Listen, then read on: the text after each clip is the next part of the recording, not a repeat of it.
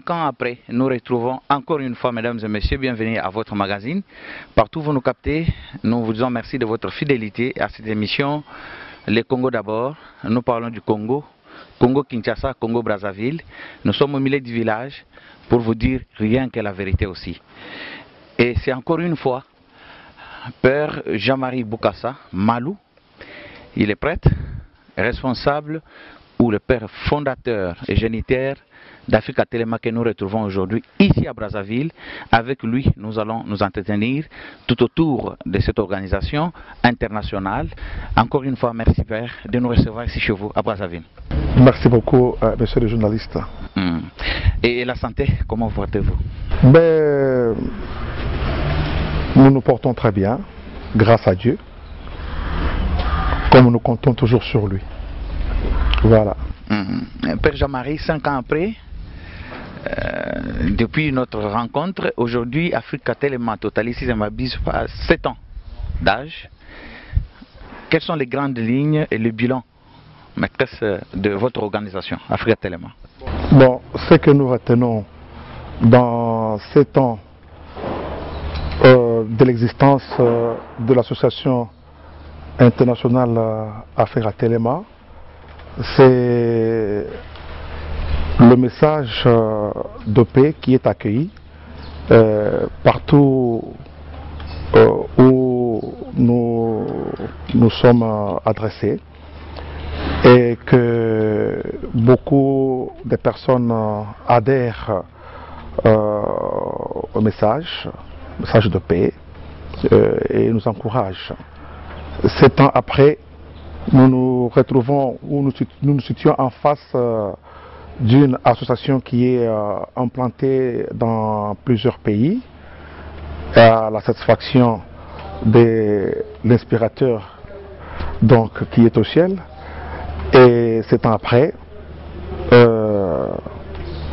nous disons merci à Dieu pour la force qu'il nous donne de continuer à marcher sur ses pas à travers cette œuvre Africa Telema. Père Jean-Marie, on vous encourage et surtout beaucoup de félicitations. Merci. Pour ce travail qui vous prend beaucoup de temps. Ouais. C'est après, est-ce que ça va? Les messages passent? Est-ce que c'est la chose facile? Bon, ce sont les messages adressés directement au cœur des hommes, et ces derniers les accueillent avec chacun tel qu'il l'entend, mais nous sommes persuadés que quand même nous sommes entendus. Nous sommes entendus ça et là. Nous sommes entendus. Au moins, le message arrive aux oreilles des uns et des autres d'une manière ou d'une autre. Et voilà. Et Africa Telema, 7 ans après, dans combien de pays à peu près? Bon, actuellement, nous nous retrouvons dans plusieurs pays d'Afrique, d'Europe et d'Amérique. Nous sommes ici au Congo-Brazzaville.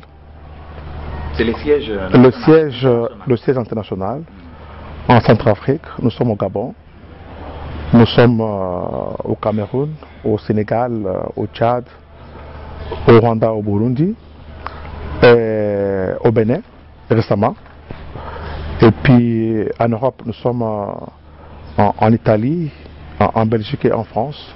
Et aux États-Unis, nous sommes précisément à Tennessee. Et comment vous faites pour recruter les gens? Les gens adhèrent facilement ou c'est vous-même qui sollicitez les gens? C'est-à-dire, c'est le message qui les intéresse, la vision du père fondateur d'Africa Telema qui les incite à adhérer à notre programme et à se faire membres dans des pays, dans leurs pays respectifs, dans ce sens-là. Alors, je prendrai l'exemple de la RDC. Quand nous avons présenté l'offre Africa Telema à la Sacré-Cœur de Brazzaville, les amis qui étaient à ce rendez-vous ont demandé d'implanter l'association Fratelema en RDC. Et voilà, c'est parti comme ça. Donc parfois, nous avons des chansons qui passent dans les chaînes de télévision. Et par ces chansons, il y a des personnes qui pensent qu'ils peuvent aussi apporter leur main forte à ce qui se fait. C'est qu'ils adhèrent très facilement. Je peux confirmer, si vous le permettez, qu'aujourd'hui vous êtes à 90% de votre vision. Bon, je ne peux pas le dire parce que c'est une œuvre qui ne m'appartient pas. Je ne suis qu'un porte-parole, comme on peut le dire. Je suis un messager.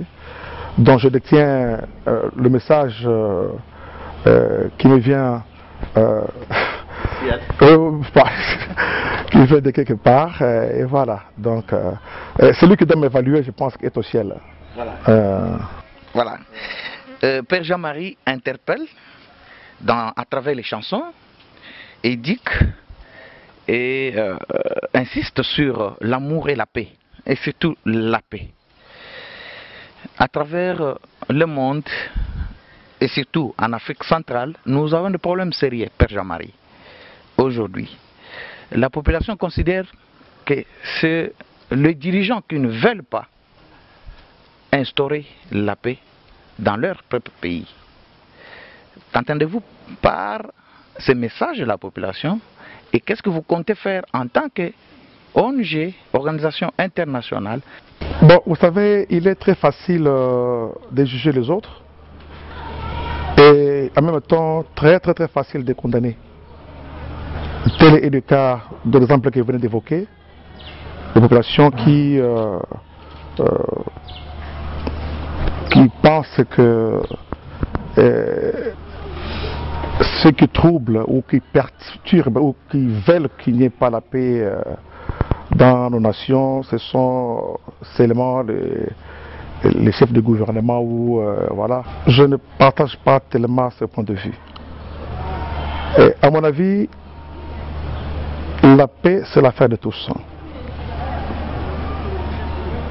Dans chaque pays, nous devrions nous soutenir les uns et les autres pour poser des actes qui sauvent afin que cette paix soit effective. Ce qui est important, à mon avis, c'est que chacun a quelque chose d'important à apporter pour l'avènement de la paix de son pays. Parce que vous vous rendrez compte que dans nos nations, il nous est difficile d'apprécier ceux qui nous dirigent. Ça, vous le savez. Alors, nous devons quand même un peu revoir un peu cela. Donc, et ceux qui dirigent, ceux qui sont dirigés, doivent se mettre ensemble autour des valeurs de paix et puis faire marcher le pays. Voilà. Avant de parler de votre décoration, d'abord, à travers vos quelques opus que vous lancez sur le terrain, excusez-moi, nous retrouvons, il y a une chanson où vous parlez, ce qui est vrai, l'Afrique parle de la RDC. Ce qui se passe en République démocratique du Congo intéresse le monde. Et Père Jean-Marie s'intéresse aussi, interpelle à ce qu'il y ait la paix, qu'on retrouve la paix, mais les guerres continuent, les discussions continuent, il y a toujours des problèmes. Et vous pensez qu'à votre niveau, en tant que responsable d'Africatelema, qui est un ONG international, comment on peut résoudre les problèmes, à part les dialogues, parce qu'on trouve que les dialogues freinent encore les choses, ou c'est pour les intérêts égoïstes, où la population ne se retrouve pas. Et qu'est-ce qu'il faut faire à votre place? Bon, merci bien pour cette question.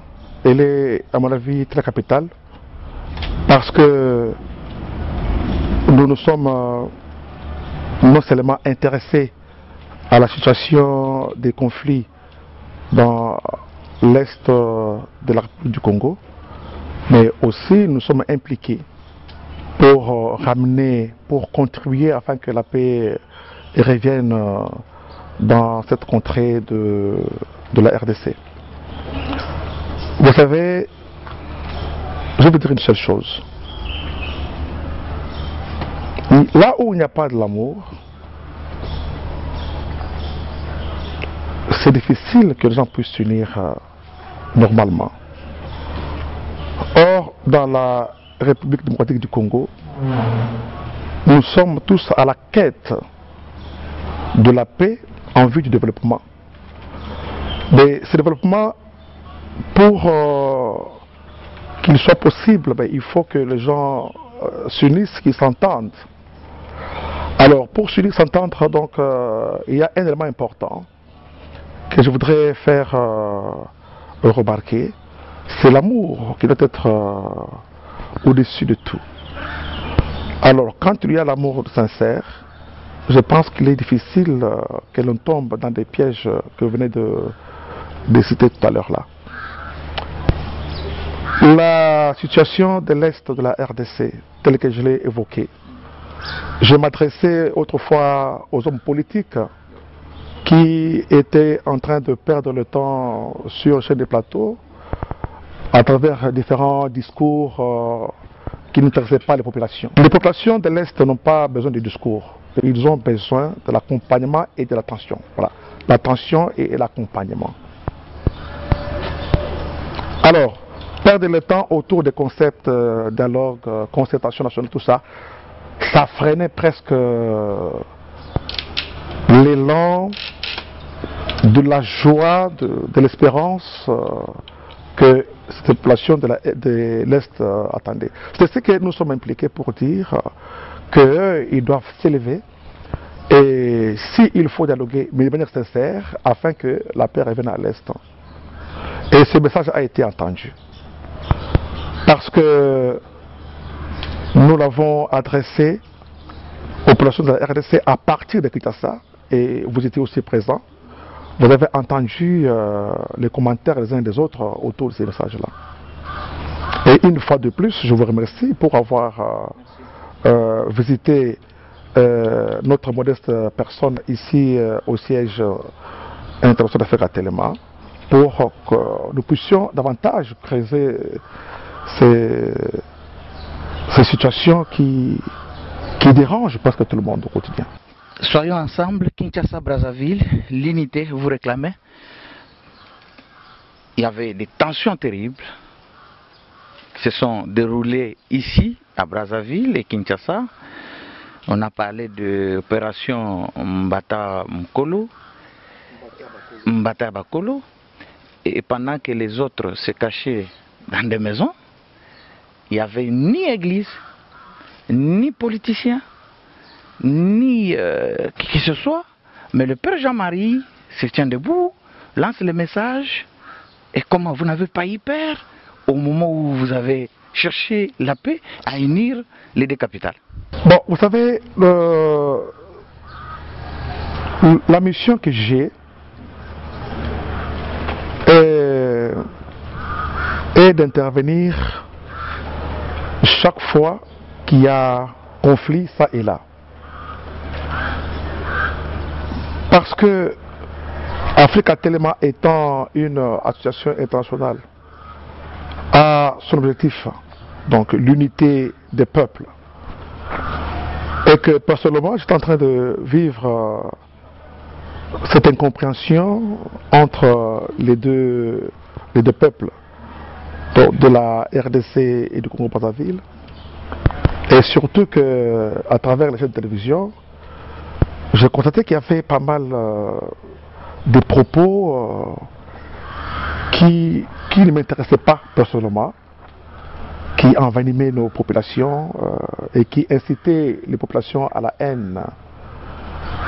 Je me suis levé au nom de la paix pour dire Kinshasa et Brazzaville, soyons unis pour la paix.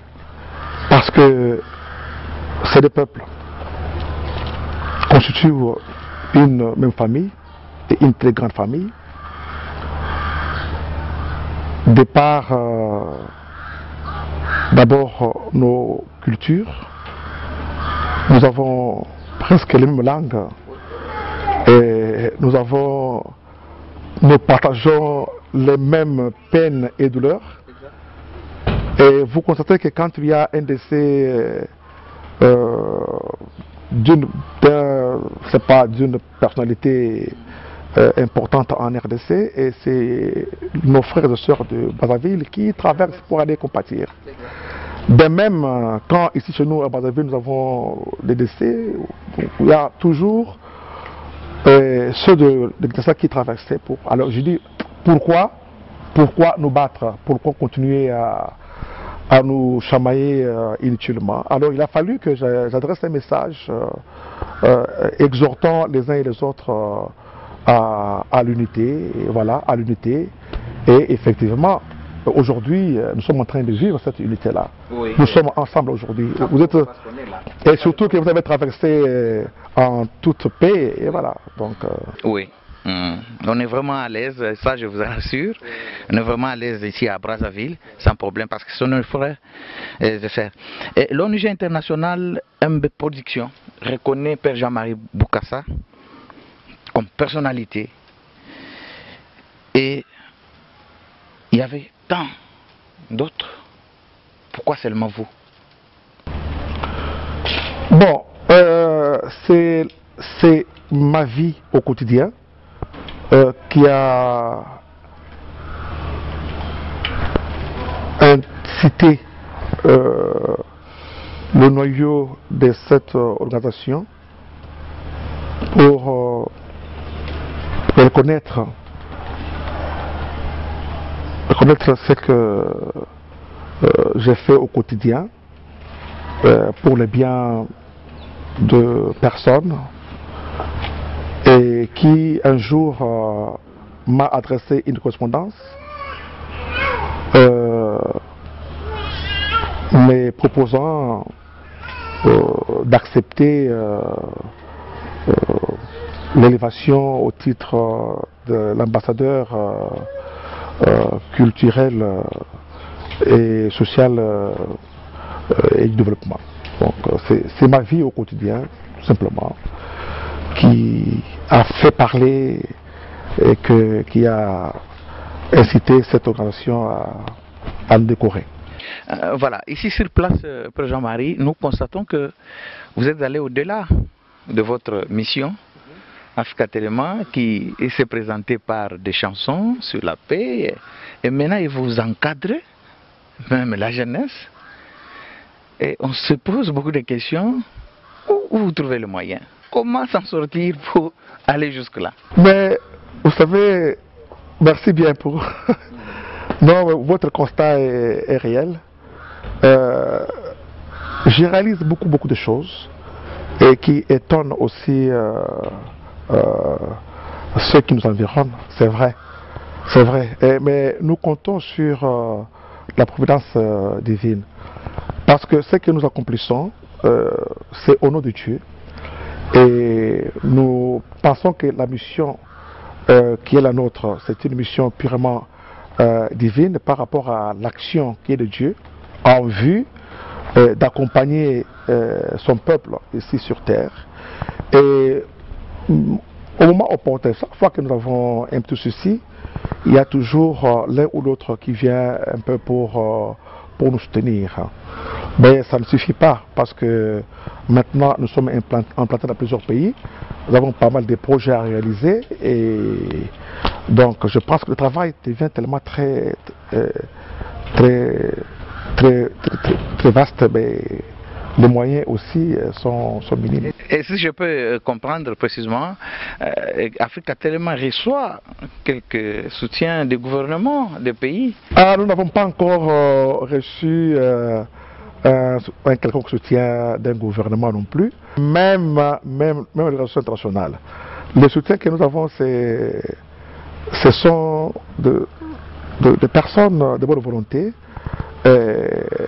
qui pense que l'action que nous menons est pour le bien des populations et de temps en temps, quand nous avons un petit souci, nous les appelons et voilà, ils viennent nous soutenir. Mais jusque-là, nous n'avons pas encore eu un soutien important, non. Mais nous avons des choses qui étonnent. C'est ça qui est un peu aussi. Oui, c'est dans votre esprit ou vous ne voulez pas aller vers le gouvernement ou...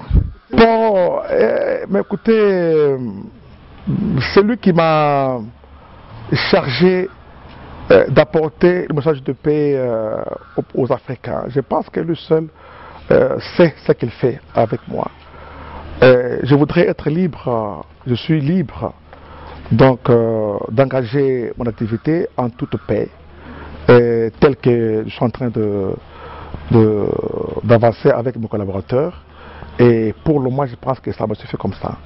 Très bien, vous évitez la politique de main tendue à tout moment? Bon, enfin, vous savez que personnellement, je suis l'enfant d'un orphelin.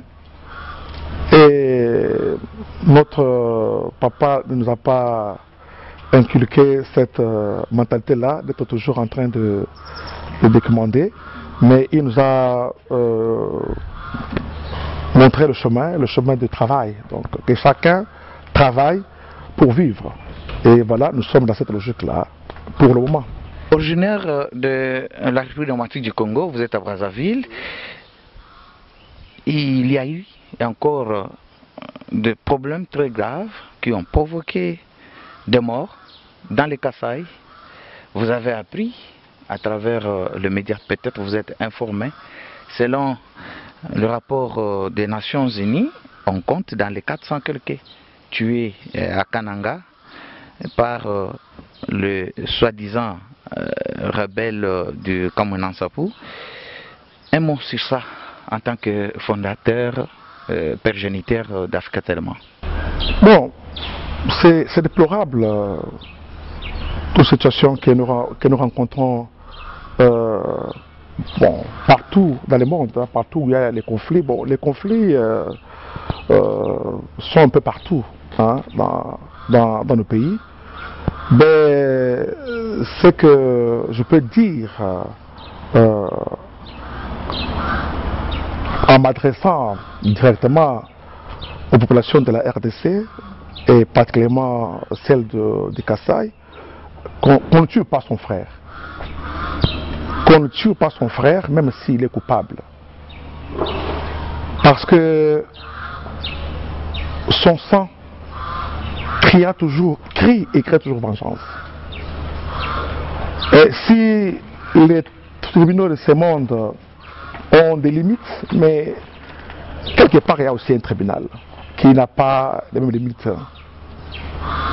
Alors, la voie pour résoudre les problèmes, c'est la justice. Nous avons des parquets dans nos pays et au Kasaï aussi. Si vous avez ou vous êtes en contradiction avec votre frère, recourez carrément à la justice. Au lieu de se mettre à tuer son frère, sa soeur, ce n'est pas intéressant. J'ai vu les images sur les chaînes de télévision. C'est indifférent, je me suis directement adressé à mes frères. Parce que moi je suis originaire du Kasaï et puis plus précisément de Dubaya. Hein, vous voyez? Alors, je ne suis pas resté indifférent, j'ai adressé un message fort, exhortant les filles et les fils de Kasaï à s'élever pour la paix du Kasaï. Ça ne sert à rien de se battre. Et voilà. Je suis allé plus loin pour aussi demander aux politiciens du Kasaï, en particulier, bien sûr, pour qu'ils ne saisissent pas de cette opportunité pour apporter un autre message ou dicter un autre programme qui ne cadre pas avec la paix ni le développement du Kasaï. Et à l'occasion, j'ai demandé au chef coutumier de s'élever pour que le sang ne coule jamais dans le Kasaï. Donc voilà. Voilà, un homme de cœur, Père Jean-Marie Boukassa, selon quelques témoignages que nous avons à Brazzaville ou à travers le monde, les actions d'Africa Telema qui continuent jusqu'à aujourd'hui. Nous allons aller plus vite pour parler de vous en tant que Kiré, responsable de la paroisse Fatima. Est-ce que vous avez le temps de au moins se mettre au travail avec les activités Africa Telema et Kiré de la paroisse? Comment vous organisez? Merci bien. Non, mais c'est simple.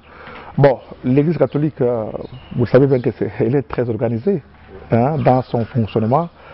Chaque paroisse donc, est constituée dans son organisation d'une équipe presbytérale.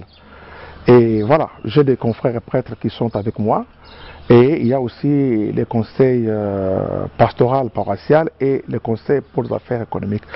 Les conseils pastoral paroissial donc établit déjà un programme d'activité spirituelle donc pour toute l'année. Alors les récollections et donc la vie de la liturgie, comment elle doit se vivre au cours de l'année.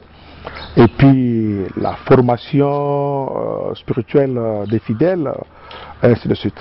Alors là, nous avons des réunions qui sont périodiques.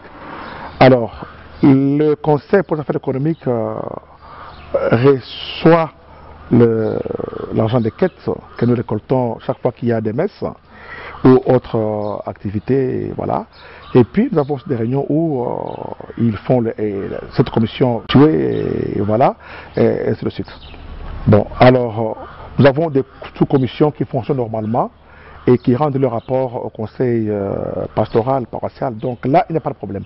Alors, Africa Telema aussi, c'est une grande organisation. Donc, nous avons le bureau de coordination internationale d'Africa Telema.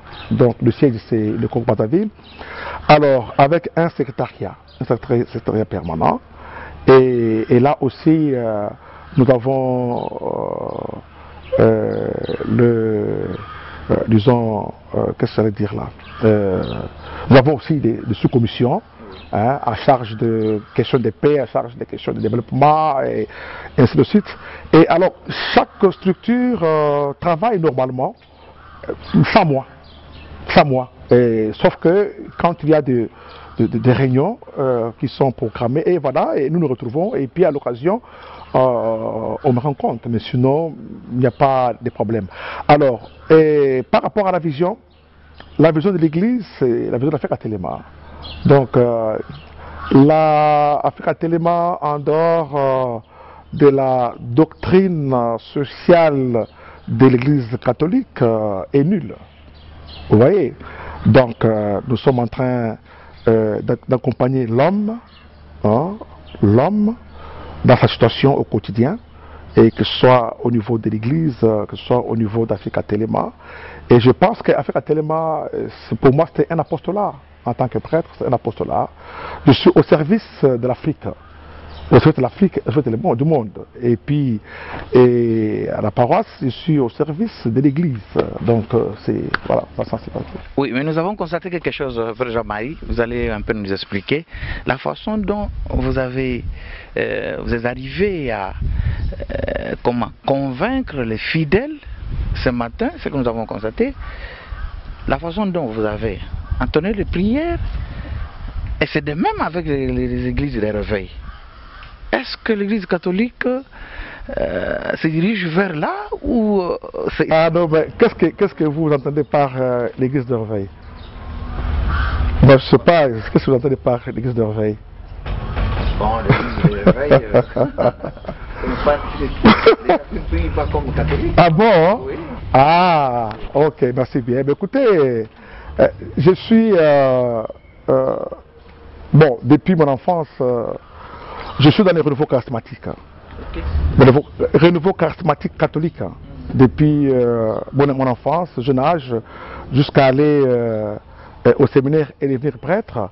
Donc j'ai quelque chose en moi du renouveau qui reste en permanence et qui me permet d'accompagner les fidèles chrétiens qui sont à ma charge pour l'édification de leur foi.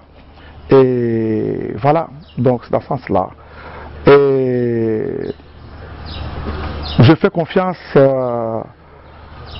à l'action de l'Esprit Saint en moi, parce que je suis conscient qu'il est présent en moi et qu'il m'utilise. Et je me laisse guider par lui. Et voilà, c'est ça le résultat de l'appel que vous avez vu là. Alors, les frères de mouvements, de nouveaux mouvements religieux, vous appelez Église de Réveil? Ah, ok.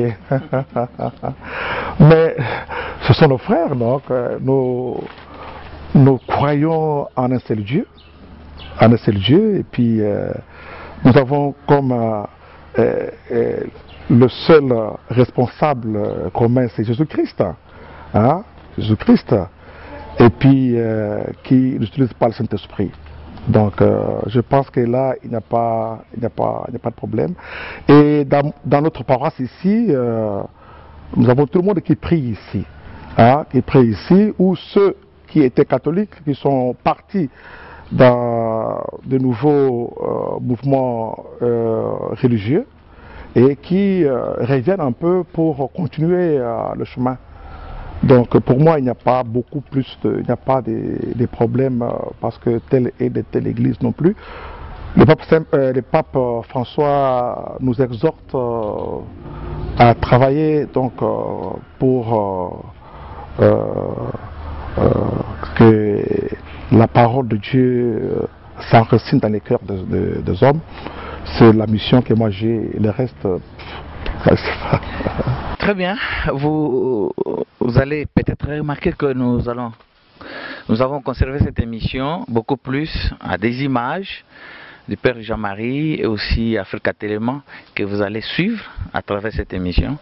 Père Jean-Marie, nous vous remercions encore une fois d'avoir accepté notre invitation ici à Brazzaville, chez vous, et nous vous accordons encore 3 minutes pour lancer vos messages de paix à travers nos caméras, et qui doit être fait en français et aussi en lingala. Merci bien, mais bon, parce que vous avez effectué un déplacement de Kinshasa à Brazzaville, je tenais d'abord à vous féliciter sincèrement parce que vous êtes un vrai chasseur d'informations. Alors, je saisis cette occasion pour d'abord saluer les compatriotes. Je m'associe à cette grande famille qui est la RDC, qui est ma famille à moi. Et surtout dans ces moments difficiles par le fait que nous avons toujours des nouvelles qui ne nous encouragent pas et où il n'y a pas l'entente, il y a des querelles. Donc je voudrais leur dire que la paix est un trésor qu'il faut préserver pour l'honneur de la RDC. Nos hommes politiques doivent nous aider, nous populations, à comprendre que le développement de la RDC, c'est nous d'abord la population. Nous, population, devons comprendre que le travail de nos mains a une place importante pour le développement de la RDC. Les politiciens doivent nous aider à vivre ensemble autour des valeurs de paix, de justice et de l'unité. Dans leur mission à eux, ils n'ont pas un rôle de diviser les filles et les fils de la RDC pour préserver notre intérêt que qui ne cadre pas avec les préoccupations des populations. J'exhorte les hommes politiques de la RDC et surtout à l'amour entre eux. Nous sommes d'abord des frères. Nous entendons souvent qu'il y a des situations de conflit ça et là. Il ne faudrait pas qu'ils soient cités dans de telles aventures parce que ça déshonore l'honneur de notre pays. Ils sont des leaders d'opinion qui nous aident sincèrement. C'est facile de critiquer les uns et les autres, c'est bien. Mais d'aider l'autre à comprendre ce à quoi il a appelé à faire, c'est très important.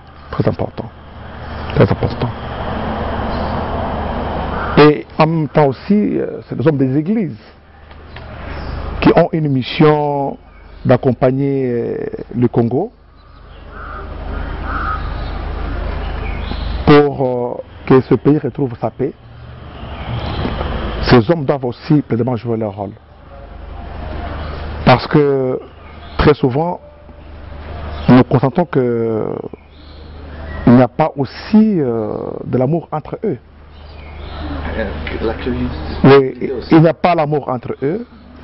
Et les insultes à longueur de journée sur le site de télévision publique, les uns et les autres, tout ça, ça nous déshonore. Et ce qui fait que notre message à nous devient faible devant les hommes politiques et devant nos brebis aussi. À la jeunesse de la RDC, j'invite donc que cette jeunesse prenne conscience de l'avenir, de leur avenir, parce que sont le futur cadre de la RDC, qui ne se laisse pas toujours manipuler par des discours de haine, ainsi de suite non plus, parce que ça ne ressemble pas. Ça ne ressemble pas, mais qu'ils travaillent durement pour que demain ils prennent aussi le volant de ce pays. C'est ce que je peux dire. Alors, aux populations en conflit, j'invite à ce que, par le dialogue, les solutions soient trouvées. Et je termine par féliciter toutes les personnes qui militent pour la cause de la paix en RDC et surtout tous ceux qui apportent de l'aide aux personnes en difficulté.